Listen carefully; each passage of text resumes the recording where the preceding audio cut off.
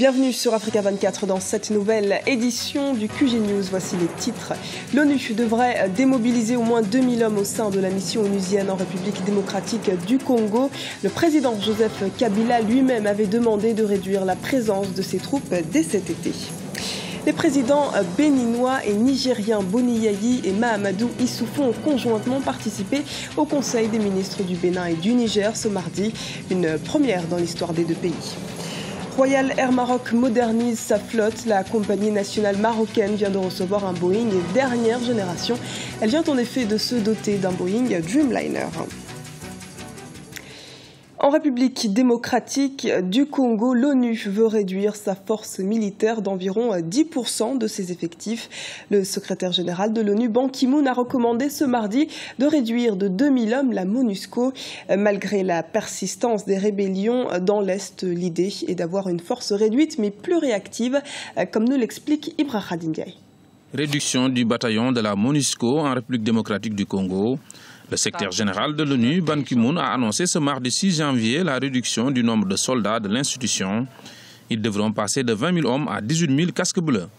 Pour les autorités de Kinshasa, cette décision reflète la solidité de l'armée nationale du pays. Je peux vous rappeler déjà que le commandant suprême de l'armée congolaise, le chef de l'État, est celui qui a lancé l'idée d'une réduction progressive des unités de la MONUSCO. Il n'a pas demandé qu'on les retire complètement, mais ils ont 20 000 hommes et l'idée c'est qu'on commence à les retirer parce qu'il y a quand même une certaine montée en puissance des forces armées de la République démocratique du Congo et qu'au fur et à mesure, il va être absolument indispensable qu'on pense à mettre fin à la présence de la MONUSCO au fur et à mesure que l'armée congolaise retrouve ses capacités. Donc pour l'instant, je suis tout à fait d'accord avec le secrétaire général lorsqu'il dit qu'il est temps de donner à la MONUSCO, à la force MONUSCO, plus de robustesse, plus d'agilité et plus d'efficacité. Parce que nous avons toujours eu à dire que la MONUSCO pouvait mieux faire que ce qu'elle fait maintenant. Pour de nombreux observateurs, des raisons financières expliqueraient cette décision. En effet, la mission de l'ONU en République démocratique du Congo est vue comme l'une des plus chères au monde et se chiffre à $1,5 milliard par an.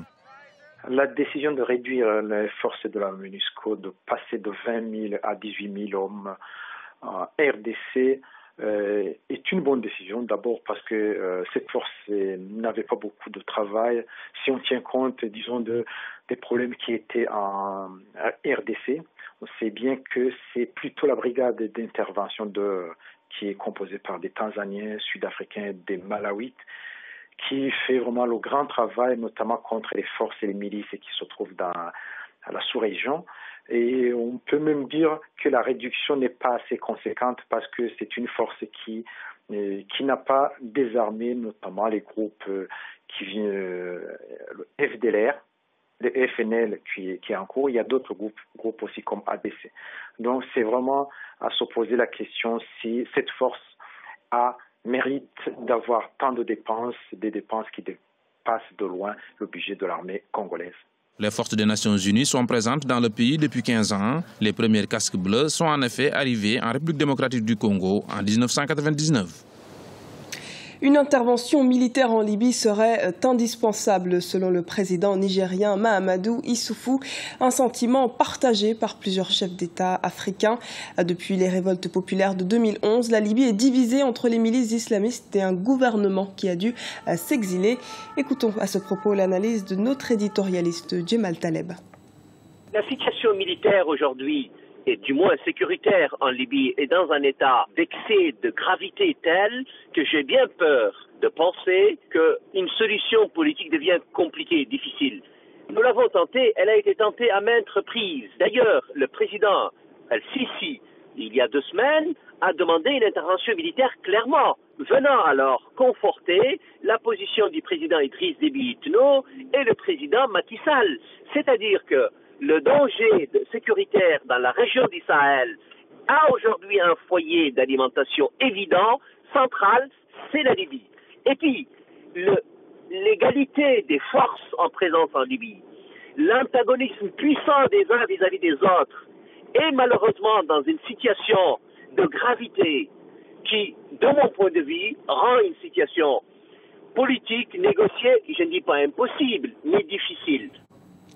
Le Niger et le Bénin renforcent leur coopération bilatérale. La capitale béninoise Cotonou a abrité ce mardi le Conseil des ministres conjoints des deux pays.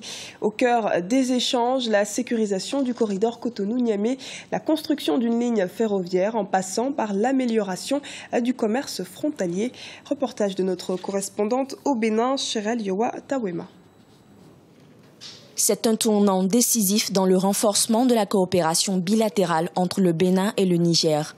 Tenu ce mardi 6 janvier, le Conseil des ministres conjoint entre ces deux pays a porté sur des dossiers d'intérêt commun. Il s'agit de la définition d'un cadre juridique relatif au projet de réhabilitation de la ligne ferroviaire entre les deux pays et de la facilitation du transport routier le long du corridor Cotonou-Niamey. Les autorités en charge du transport veilleront au respect scrupuleux du règlement 14 relatif au contrôle du poids des gros porteurs. J'ai toujours dit, le port de Cotonou, le port du Bénin, est d'abord le port des pays méditerranéens. D'une manière générale, le port du Niger, de manière particulière, avant d'être le port du Bénin, le port de Cotonou. Et tout ce que nous avons eu comme échange participe, disons, de notre volonté d'introduire une meilleure gouvernance de ce outil d'implication économique et de rapprochement des deux États. Le projet de ligne de 330 kVA de la dorsale Nord-Bénin qui devrait assurer une fourniture suffisante en énergie électrique et à moindre coût aux populations a été étudié. Des rencontres périodiques sur les réformes mises en œuvre au port de Cotonou auront lieu entre les deux parties. Mais comme décision majeure, il faut retenir l'exemption des frais de délivrance du bordereau de suivi des cargaisons sur toutes les marchandises nigériennes.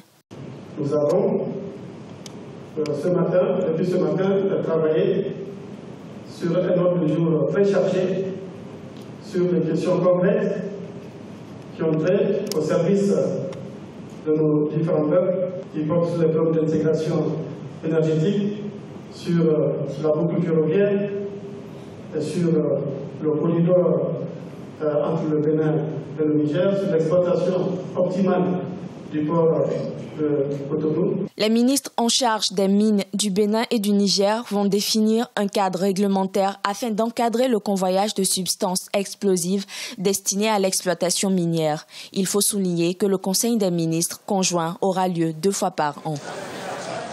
Fin d'un bras de fer entre les pêcheurs nigérians de Bodo et la compagnie néerlando-britannique Shell.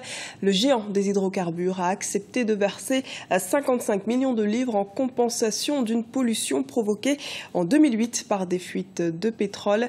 Après ce désastre environnemental, Shell a aussi promis de procéder à des opérations de nettoyage de la zone polluée. Maître Majid Bouden, avocat au barreau de Paris, explique le rôle des États africains pour parvenir à un arrangement à l'amiable.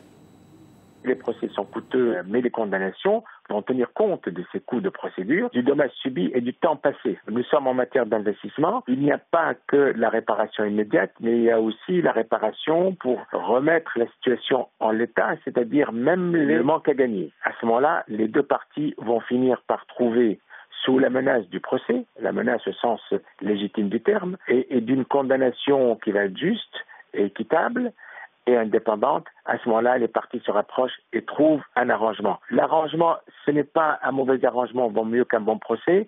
L'arrangement aussi doit être juste et équitable, avec des concessions mutuelles. Mais il faut qu'il soit juste et équitable pour sauvegarder les intérêts de la partie la plus faible. Royal Air Maroc modernise sa flotte. C'est donc une acquisition importante que vient de faire la compagnie nationale marocaine. Cet appareil de dernière génération vient renforcer sa flotte, mais surtout appuyer sa stratégie de développement du trafic africain. Ibrahim Ndiaye. Nouvel élan pour Royal Air Maroc en 2015. La compagnie aérienne nationale a réceptionné son premier avion de type Boeing 787 Dreamliner. Une acquisition qui porte à 53 le nombre de ces appareils. Ce renforcement de la flotte entre dans le cadre de la politique de la RAM d'assurer notamment la bonne tenue de ses dessertes vers l'Afrique. Nous avons adopté cette stratégie qui est en convergence avec la politique de rayonnement de Sa Majesté Mohamed VI, que Dieu l'assiste, qui est de rapprocher le Maroc avec tout le continent africain. Donc nous avons cette mission qui est bien au-delà de toute considération économique et commerciale. C'est de rapprocher les peuples, rapprocher les cultures, rapprocher les gens qui font aujourd'hui le présent de l'Afrique, mais qui sont en train de bâtir son avenir. Royal Air Maroc devient ainsi la première compagnie du pourtour méditerranéen à se doter de ce Boeing nouvelle génération, équipé des dernières technologies de l'aviation civile. Mais sur le continent, un autre pays a également acquis récemment un Dreamliner. Il s'agit du Kenya.